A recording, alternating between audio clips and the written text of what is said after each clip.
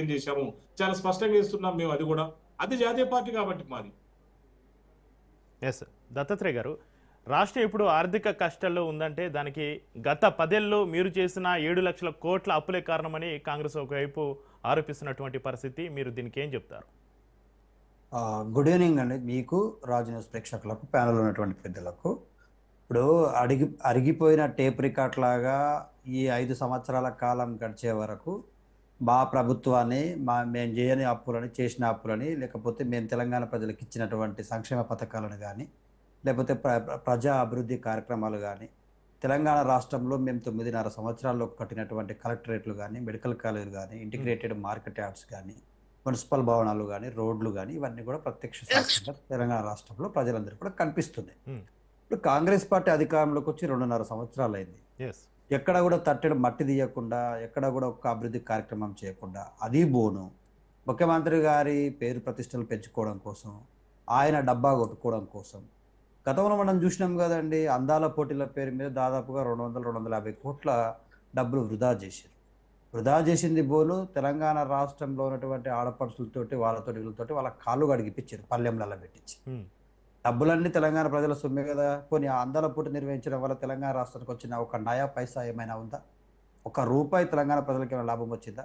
ఏమైనా పెట్టుబడులు వచ్చినాయా? ఇప్పటి వరకు ముఖ్యమంత్రి గారు అందాల పోటీలను నిర్వహించడం వల్ల తెలంగాణ రాష్ట్రంలో ఇన్ని వేల కోట్ల పెట్టుబడులు వచ్చినాయి, లేకపోతే వందల పెట్టుబడులు వచ్చినాయి. ఒకటైనా చెప్పగలిగినరా? చెప్పలేదు. అది బోను. ఈయనేదో పెద్ద జాతీయ అంతర్జాతీయ ప్లేయర్ అయినట్టుగా ఓ ఫుట్బాల్ టోర్నమెంట్ పెట్టి, ఆ ఫుట్బాల్ టోర్నమెంట్కు ఈయననే పెద్ద ఇంటర్నేషనల్ ఫుట్బాల్ ప్లేయర్ అయినట్టు ఆయన ఒక స్టేడియాన్ని ఏర్పాటు చేసుకొని, సింగరేణి డబ్బులండి, సింగరేణి సంస్థని అటు బావమర్ది సూదిని సృజన్ రెడ్డికి అప్పచెప్పాలనే ఆ ఉద్దేశం పక్కన పెడితే, నైరీ టెండర్ల కుంభకోణాన్ని పక్కన పెడితే, దానిలో ఉన్నటువంటి నిధులన్నీ తీసుకొచ్చి ఫుట్బాల్ కోర్టు ఏర్పాటు చేసుకొని, దాదాపుగా 10 కోట్ల రూపాయలతో ఫుట్బాల్ కోర్టు ఏర్పాటు చేసుకొని ప్రాక్టీస్ చేసి, ఒక్కరోజు వేషానికి మూతి మిసాలు తీసుకున్నట్టుగా ముఖ్యమంత్రి గారు వ్యవహారం చూసినాం. ఆ తర్వాత 100 కోట్లతోనే ఆ ఉప్పల్ స్టేడియంలో అటు తిరిగి ఇటు తిరిగి 2 ఫోటోలు తెచ్చిపించి ఆయన కుటుంబ సభ్యులు, ఆయన బంధువులు, ఆయన మిత్రులు, ఆయన శ్రేయోభిలాషులు తప్ప పేద వర్గాలు కానీ, లేకపోతే గవర్నమెంట్ స్కూల్లో చదివే పిల్లలు కానీ ఎవరు కూడా ఆ మెస్సీతోనో ఆ మేస్త్రితోనో ఫోటోలు దిగలేదు. ఇది వృధా ఖర్చే కదా. దీనివల్ల కూడా ఏమైనా పెట్టుబడులు వచ్చినాయా? తెలంగాణ రాష్ట్రానికి ఏమైనా ₹1 లాభం జరిగిందా? జరగలేదు. ఈయన ఏ వయసులో చేయాల్సిన కార్యక్రమం ఆ వయసులో చేయకుండా, ఇప్పుడు నేను విద్యార్థిని అవుతున్నా, యువకుడిని అవుతున్నా, నేను ఇప్పుడు పోయి స్కూల్లో కాలేజీలో పోయి నేర్చుకొని వస్తా అని చెప్పేసి హార్వర్డ్ యూనివర్సిటీ, ఆక్స్ఫర్డ్ యూనివర్సిటీ పేరు మీద తీర్థయాత్రలకు పోయొచ్చి ఈయన కోరికలన్నీ ముఖ్యమంత్రి అయిన తర్వాత నెరవేర్చుకుంటుండండి. చిన్నప్పుడు మనకు ఉంటుంది కదా, నేను పెద్దగా నువ్వేమైతావరో చదువుకున్న తర్వాత అంటే నేను ఫుట్బాల్ ప్లేయర్ అవుతా, నువ్వేమైతావరో అంటే నేను అందాల పోటీని నిర్వహిస్తా, నువ్వేమైతావరో అంటే నేను హార్వర్డ్ యూనివర్సిటీలో చదువుతా.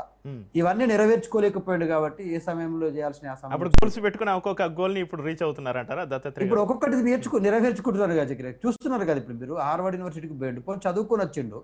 ఆ చదువుకొని వచ్చిన తర్వాత నేర్చుకునేది మరి ఏమైనా తెలంగాణ ప్రజలకు ప్రెస్ మీట్ పెట్టి చెప్పిండంటే ఏం లేదా? ఆ డబ్బులనే వృధా ప్రయాస అయిపోయింది. పోని ఇప్పుడు ఎట్ ప్రజెంట్ ముఖ్యమంత్రి స్వయంగా చెప్తూనే ఉన్నాడు, ప్రజలు అర్థం చేసుకోగలిగితే సరిపోతుంది. ప్రతిపక్షాలకు అర్థమైంది. ఏమన్నాడు? నేను 1000 కోట్లు ఇవ్వడానికి కూడా సిద్ధంగా ఉన్నా, అది కేరళ ఎన్నిక కావచ్చు, లేకపోతే ఇంకే రాష్ట్రం ఎన్నికైనా కావచ్చు, కానీ మేము ఇవ్వగలిగే పరిస్థితిలో ఉన్నాం కాబట్టి మేము ఇస్తాం, పార్టీని మేము కాపాడుకుంటాం అంటున్నాడు. నిన్ను ముఖ్యమంత్రిని చేసింది నీ కాంగ్రెస్ పార్టీ. కొన ఊపిరితోని ఐసీయూలో ప్రాణం ఉంటుందా పోతుందా అనేటువంటి స్థితిలో ఉన్నటువంటి కాంగ్రెస్ పార్టీని బ్రతికించడానికి తెలంగాణ ప్రజలు ముఖ్యమంత్రిని చేయలేదు. నువ్వు ఒక అబద్ధపు హామీలు ఇచ్చినావు. 6 గ్యారెంటీలు, 13 హామీలు, ఓవరాల్గా 420 హామీలు ఇచ్చినావు. ఆ ఒక్క హామీని కూడా నెరవేర్చడానికి నీ చిత్తశుద్ధి కరువైపోయింది. కానీ ఆ కేరళ రాష్ట్రంలో ఇప్పుడు మిత్రులు కాంగ్రెస్ పార్టీ నాయకులు శ్రీనివాస్ రెడ్డి గారు ఏమంటున్నారంటే, మా జాతీయ పార్టీ కాబట్టి మేము కేరళలో పెట్టుకుంటామని. కేరళలో ఎన్నికలు జరుగుతున్నాయి మిస్టర్ శ్రీనివాస్ రెడ్డి గారు, ఫర్ యువర్ కైండ్ ఇన్ఫర్మేషన్. ఎన్నికలు జరుగుతున్న రాష్ట్రంలో మీ ఆగడంబరాలేంది? ఎన్నికలు జరుగుతున్నటువంటి స్టేట్కు పోయి మీరు ఉచిత ప్రచారాలు చేసుకోవడం ఏంది? అది కూడా తెలంగాణ సొమ్ముతో. ఏమైనా ఉద్ధరించిండ్రా మీరు? 6 గ్యారంటీలలో ఉచిత బస్సు మినహా ఏ ఒక్క హామీనైనా నెరవేర్చిండ్రా అండి? తెలంగాణ ప్రజలకు ఇచ్చిన హామీలు పెండింగ్ లో ఉన్నాయి కదా మీవి.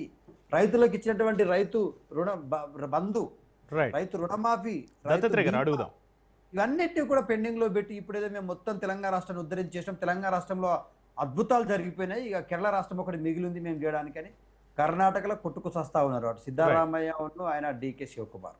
తెలంగాణ రాష్ట్రంలో ఈ మంత్రుల గోల భరించలేకనే నేనే 1000 కోట్లు ఖర్చు పెట్టుకుంటాను అందరి నోళ్ళు మూపించి ఈయన అధిష్టానం దగ్గర మెప్పు పొంది ముఖ్యమంత్రిగా కొనసాగడానికి కుర్చీ మీద ఖర్చు పేసి కన్ఫర్మ్ చేసుకున్నాడు ఇంకో 2 సంవత్సరాలు కంటిన్యూగా నేనే ఉంటా Right. మార్చకు. ఈ వ్యవహారం జరుగుతుంటే ఇవన్నీ మేము ప్రశ్నిస్తుంటే రైట్ దత్తాత్రేయ